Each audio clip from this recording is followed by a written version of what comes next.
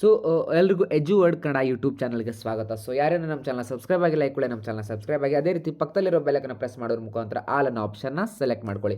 So ಇವತ್ತಿನ ಈ ಒಂದು ವಿಡಿಯೋದಲ್ಲಿ ನಾನು ನಿಮಗೆ ಏನು ಹೇಳಿಕೊಡಿದ್ದೀನಪ್ಪ ಅಂತಂದರೆ, SSLC ಪಾಸ್ ಆದ ವಿದ್ಯಾರ್ಥಿಗಳಿಗೆ ಏನಂತಂದರೆ ನಿಜವಾಗ್ಲೂ ಸಿಹಿ ಸುದ್ದಿ ಅಂತಲೇ ಹೇಳ್ಬೋದು. ಏನಪ್ಪ ಅಂತಂದರೆ ಲ್ಯಾಪ್ಟಾಪ್ ಬದಲಿಗೆ ನಿಮಗೆ ಸಿಗಲಿ 50,000 ನಗದು ಬಹುಮಾನ. ಅಂದರೆ ಫಸ್ಟ್ ಲ್ಯಾಪ್ಟಾಪನ್ನು ಕೊಡಬೇಕು ಅಂತ ತೀರ್ಮಾನಿಸಿದ್ರು, ಅದಾದ ನಂತರ ನಿಮಗೆ 50,000 ಕ್ಯಾಶ್ ಅಮೌಂಟನ್ನು ನೀಡಬೇಕು ಅಂತ ಇವಾಗ ಡಿಸೈಡ್ ಮಾಡಿರೋದು. ಸೊ ಹಾಗಿದ್ದರೆ ಯಾವ ವಿದ್ಯಾರ್ಥಿಗಳಿಗೆ ಎಷ್ಟು ಅಮೌಂಟ್ ಸಿಗುತ್ತೆ ಮತ್ತು ಯಾವ ವಿದ್ಯಾರ್ಥಿಗಳು ಇದಕ್ಕೆ ಅರ್ಹರಿರ್ತಾರೆ ಅನ್ನೋದನ್ನು ಈ ಒಂದು ವಿಡಿಯೋದಲ್ಲಿ ನಾವು ಇನ್ ಡೀಟೇಲ್ ಆಗಿ ತಿಳ್ಕೊಳ್ಳೋಣ. ಸೊ ಅದೇ ರೀತಿ ಈ ಒಂದು ಸ್ಕಾಲರ್ಶಿಪ್ಗೆ ಈ ಒಂದು ಅಮೌಂಟ್ ಪಡೀಲಿಕ್ಕೆ ಅಂದರೆ ಲ್ಯಾಪ್ಟಾಪ್ ಬದಲಿಗೆ 50,000 ಪಡೀಲಿಕ್ಕೆ ಹೇಗೆ ಅಪ್ಲೈ ಮಾಡೋದು ಮತ್ತು ಎಲ್ಲಿ ಅಪ್ಲೈ ಮಾಡೋದು ಅಂತ ಈ ಒಂದು ವಿಡಿಯೋದಲ್ಲಿ ನಾನು ನಿಮಗೆ ಇನ್ ಡೀಟೇಲ್ ಆಗಿ ತಿಳಿಸ್ಕೊಡ್ತಾ ಹೋಗ್ತೀನಿ. ಸೊ ಸ್ಕಾಲರ್ಶಿಪ್ ಫಾರ್ SLC ಅಂತ ಇದೆ. ಏನಂತಂದರೆ ಕರ್ನಾಟಕದ SLC ಟಾಪರ್ಗಳಿಗೆ ನಗದು ಬಹುಮಾನ, ಲ್ಯಾಪ್ಟಾಪ್ ಬದಲು 50,000 ರೂಪಾಯಿಗಳ ಸಹಾಯಧನ ಅಂತ ಕೂಡ ಇದೆ. ಸೊ ಹೇಗೆ ಈ ಒಂದು ಇದನ್ನು ಅಪ್ಲೈ ಮಾಡೋದು ಅಂದರೆ, ಈ ಹಿಂದೆ SLC ಪರೀಕ್ಷೆಯಲ್ಲಿ ಅತ್ಯುತ್ತಮ ಸಾಧನೆ ಮಾಡಿದಂತಹ ಸರ್ಕಾರಿ ಶಾಲಾ ವಿದ್ಯಾರ್ಥಿಗಳಿಗೆ ಲ್ಯಾಪ್ಟಾಪ್ ನೀಡುತ್ತಿದ್ದರು. ಆದರೆ ಅದರ ಬದಲು ಈಗ ನೇರ ನಗದು ಬಹುಮಾನ ನೀಡಲು ಕರ್ನಾಟಕ ಸರ್ಕಾರವರು ನಿರ್ಧರಿಸಿದ್ದಾರೆ ಅಂತಂದರೆ. ಸೊ ಏನಂತಂದರೆ ಈ ಯೋಜನೆಯಡಿ ಸರ್ಕಾರಿ ಶಾಲೆ ವಿದ್ಯಾರ್ಥಿಗಳಿಗೆ ಸ್ಪರ್ಧಾತ್ಮಕ ಮನೋಭಾವವನ್ನು ಬೆಳೆಸುವ ಮೂಲಕ ರಾಜ್ಯದ ಶಿಕ್ಷಣ ಮಟ್ಟವನ್ನು ಉತ್ತೇಜಿಸುವ ಕುರಿತು ಅಂತಂದರೆ ಅದನ್ನು ಒಂದು ಗುರಿಯನ್ನಾಗಿಟ್ಟುಕೊಂಡು ಸುಮಾರು 758 ವಿದ್ಯಾರ್ಥಿಗಳಿಗೆ ಈ ಒಂದು ಯೋಜನೆಗೆ ಏನಂತಂದರೆ ಅರ್ಜಿಯನ್ನು ಆಹ್ವಾನಿಸಿದ್ದಾರೆ. ಸೊ ಹೇಗೆ ಅಪ್ಲೈ ಮಾಡೋದು ಅಂತಂದರೆ, ಯಾರು ಇದಕ್ಕೆ ಅರ್ಹರಿರ್ತಾರೆ ಅಂತಂದರೆ, ಸೊ ನೋಡ್ಬೋದು ನೀವು, ಈ ಬಹುಮಾನ ಪಡೆಯಲು ವಿದ್ಯಾರ್ಥಿಗಳಿಗೆ ನಿರ್ದಿಷ್ಟ ಮಾನದಂಡಗಳು ಪೂರೈಸಬೇಕಂದ್ರೆ ಹೆಚ್ಚಿನ ಮಾಹಿತಿಯ ಪ್ರಕಾರ ಯೋಜನೆಯ ಕೆಲವು ಸರ್ಕಾರಿ ಶಾಲಾ ವಿದ್ಯಾರ್ಥಿಗಳಿಗೆ ಮೀಸಲಾಗಿದ್ದು ಖಾಸಗಿ ಅಥವಾ ಅನುದಾನಿತ ಶಾಲೆಯ ವಿದ್ಯಾರ್ಥಿಗಳು ಅರ್ಹರಲ್ಲ. ಅಂತಂದರೆ ಇದನ್ನು ನೀವು ಕಂಪಲ್ಸರಿ ಆಗಿ 10ನೇ ತರಗತಿಯನ್ನು ನೀವು ಗೌರ್ಮೆಂಟ್ ಸ್ಕೂಲಲ್ಲಿ ಅಂತಂದರೆ ಗೌರ್ಮೆಂಟ್ ಹೈಸ್ಕೂಲಲ್ಲಿ ನೀವು ಕಂಪ್ಲೀಟ್ ಮಾಡಿರಲೇಬೇಕು.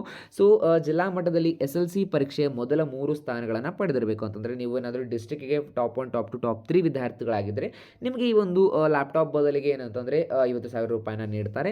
ಸೊ ಇನ್ನು ವಿದ್ಯಾರ್ಥಿಯ ಶೈಕ್ಷಣಿಕ ವಿವರಗಳು ರಾಜ್ಯದ ವಿದ್ಯಾರ್ಥಿ ವೇತನ ತಂತ್ರಾಂಶದಲ್ಲಿ ನೋಂದಾಯಿತರಾಗಿರಬೇಕು. ಅಂದರೆ ನಿಮ್ಮ ಒಂದು ಡೀಟೇಲ್ಸ್ ಬಂದುಬಿಟ್ಟು ಸ್ಟೇಟ್ ಸ್ಕಾಲರ್ಶಿಪ್ ಪೋರ್ಟಲ್ ಅಂತ ಏನಿದೆ ನಮ್ಮ ಕರ್ನಾಟಕ ಸರ್ಕಾರದಿಂದ SSP ಪೋರ್ಟಲಲ್ಲಿ ಅದು ಅಪ್ಡೇಟ್ ಆಗಿರಬೇಕು. ಇನ್ನು ಬ್ಯಾಂಕ್ ಖಾತೆ ವಿದ್ಯಾರ್ಥಿನಿ ಹೆಸರಿನಲ್ಲೇ ಇರಬೇಕು ಮತ್ತು ಆಧಾರ್ ಸಂಯೋಜಿತವಾಗಿರಬೇಕು. ಅಂದರೆ ಆಧಾರ್ ಅಪ್ಡೇಟ್ ಆಗಿರಬೇಕು. ನಿಮ್ಮೊಂದು ಬ್ಯಾಂಕ್ ಖಾತೆಗೆ ಆಧಾರ್ ಕಾರ್ಡ್ ಬಂದುಬಿಟ್ಟು ಅಪ್ಡೇಟ್ ಆಗಿರಲೇಬೇಕು. ಸೊ ಇನ್ನು ಬಹುಮಾನ ವಿತರಣೆಯ ವಿಧಾನ ಮತ್ತು ಪ್ರಕ್ರಿಯೆಯನ್ನು ನೋಡೋದಾದರೆ, ಬಹುಮಾನವನ್ನು ನೇರ ಬ್ಯಾಂಕ್ ವರ್ಗಾವಣೆ ಮೂಲಕ ನೀಡಲಾಗುತ್ತದೆ. ಹೆಚ್ಚಿನ ಮಾಹಿತಿಯ ಪ್ರಕಾರ ಇಲಾಖೆಯು ವಿದ್ಯಾರ್ಥಿಗಳ ಡೇಟಾ ಪರಿಶೀಲಿಸಿ ಹಣವನ್ನು ಜಮಾ ಮಾಡ್ತಾರೆ.